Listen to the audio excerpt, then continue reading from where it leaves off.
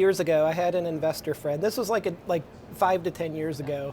He always said, "I only invest below the shoulders." Like neuropsych, like neurology, neuropsych. It was so difficult, and it feels like the science is like hitting an inflection point right now. Would you say that's a fair assessment? I think your friend was right, and I think the technology tools are enabling us to de-risk assets much earlier and to build conviction much earlier. So to give you an example, what we just did with the epilepsy program is not dissimilar from what we're about to go do with our KCC2 portfolio.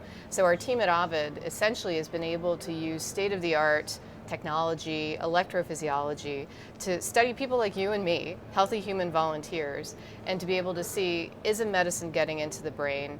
Are we moving certain biomarker signals that are consistent with inhibition or that quelling of hyperexcited neurons?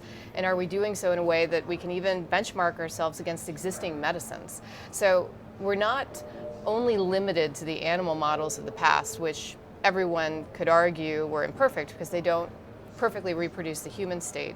But now in humans, we can essentially look into the brain and see much earlier, is the drug behaving as the mechanism should? And are we seeing changes in the brain as you would expect to see? And that's exactly the kind of data we have behind our programs. And now, in this next year, what we're able to do is actually look at biomarkers that have direct translatability into areas like schizophrenia or neurodegenerative forms of psychoses. So we've been able to leverage these technologies and ask the critical questions early, such that if we do, we have more conviction to spend the resources for the next step of development, which is where we are.